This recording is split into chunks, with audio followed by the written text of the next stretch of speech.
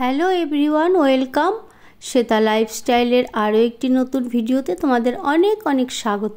তো দেখো, আমি আজকে কাতলা মাছের একটা রেসিপি করে দেখাবো। গরমের দিনে কিভাবে একটা অসাধারণ কাতলা মাছের রেসিপি বানিয়ে বাড়ির লোককে তাক লাগিয়ে দেওয়া যায়, তো সেটাই আজ তোমাদের সাথে শেয়ার করব। তো দেখো, আমি এখানে কাতলা মাছ নিয়ে নিয়েছি আর মাছটাকে ধুয়ে খুব ভালো করে পরিষ্কার করে নিয়েছি। আর আমি কড়াইটা গরম হতে বসিয়ে দিয়েছি। আর এদিকে আমি মাছে সবার প্রথমে নুন হলুদ দিয়ে মেখে নেব মাছটাকে খুব ভালো করে। তো কড়াই আমার গরম হয়ে গেছে আর কড়াইয়ে দিয়ে দিলাম আমি কিছুটা পরিমাণে তেল। তো মাছটাকে খুব ভালো করে এবার মাখিয়ে নেবার পালা।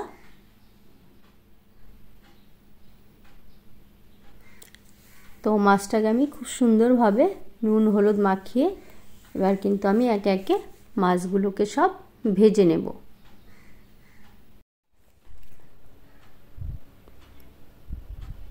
তো তেল গরম হয়ে গেছে, আমি একে একে মাছগুলোকে ভেজে নেব।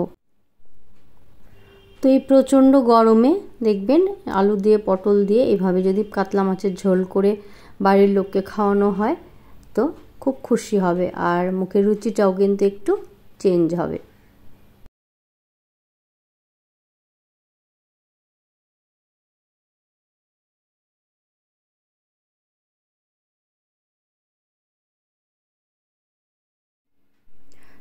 তো এটা একদম জ্যান্ত মাছ ছিল। তো এরকম জ্যান্ত মাছের ঝোল কিন্তু হালকা পাতলা করে করলে খেতে খুব সুন্দর টেস্ট হয়। তো যেটুকু তেল আছে সেই তেলের মধ্যে আমি দিলাম জিরে ফোড়ন। আর এদিকে আমি সবজি কেটে নিয়েছি, টমেটো, আলু আর পটলগুলোকে বড় বড় সাইজ করে আমি কেটে নিয়েছি। আর মশলাগুলো রেখেছি সেখানে নুন, হলুদ, জিরের গুঁড়ো, ধনের গুঁড়ো, এটা দিয়ে আমি একটা মশলা রেডি করে রেখেছি। তো তেলের মধ্যে আমি দিয়ে দিলাম টমেটো। আর এবার দিয়ে দেবো আমি সামান্য পরিমাণে নুন। এতে টমেটোটা খুব সুন্দরভাবে তাড়াতাড়ি নরম হয়ে আসবে।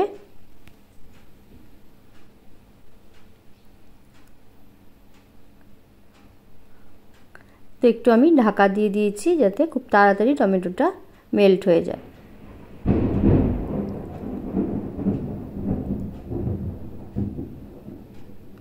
তো টমেটোটা আমার বেশ সুন্দরভাবে নরম হয়ে এসছে। এবার আমি দিয়ে দেব একে একে কেটে রাখা সবজিগুলো।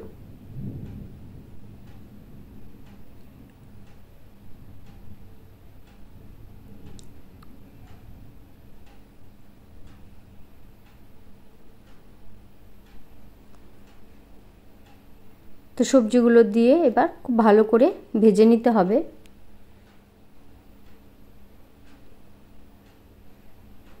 আর এবার দিয়ে দিলাম একটু ঢাকা যাতে সবজিগুলো ভাজার সাথে একটু নরম হয়ে যায়।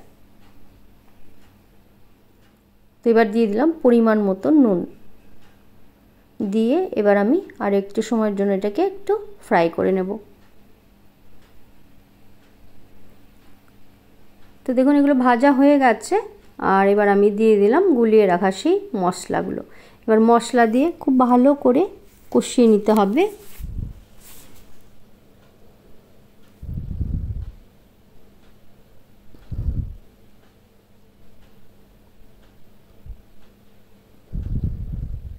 তো একটু জল দিয়ে দিয়েছি আমি, জল আর কটা কাঁচা লঙ্কা দিয়ে এটাকে আরও কিছুক্ষণের জন্য আমি কষিয়ে নেব।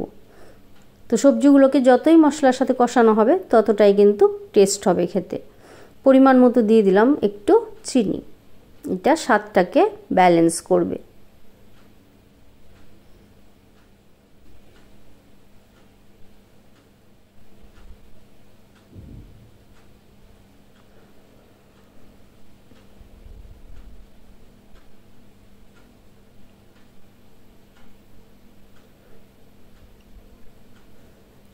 তো এটা খুব সুন্দরভাবে কিন্তু কষাতে কষাতে তেল ছেড়ে দিয়েছে।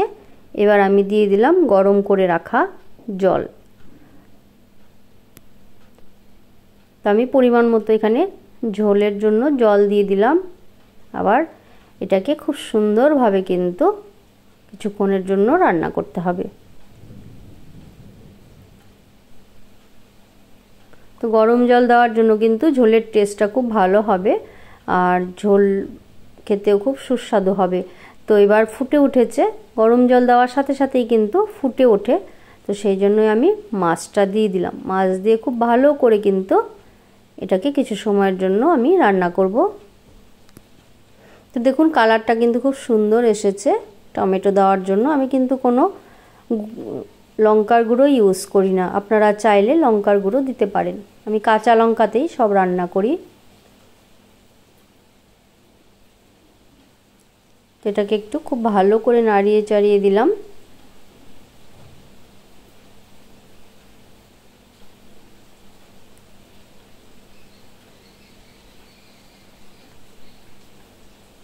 তো দেখুন খুব সুন্দরভাবে কিন্তু আমার মাছের ঝোলটা হয়ে এসছে।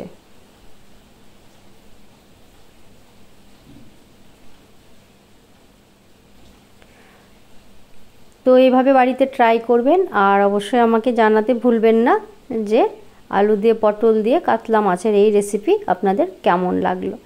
তো দেখুন আমি দুটো পাত্রে নামিয়ে নিয়েছি আর দেখেই বুঝতে পারছেন যে এটা কতটা টেস্টি হয়েছে। তো আজকের মতো এখানেই বিদায় নিচ্ছি। সবাই সুস্থ থাকবেন, ভালো থাকবেন, আর একটা নতুন ভিডিওর সাথে দেখা হবে। আর অবশ্যই লাইক কমেন্ট করতে ভুলবেন না। টাটা।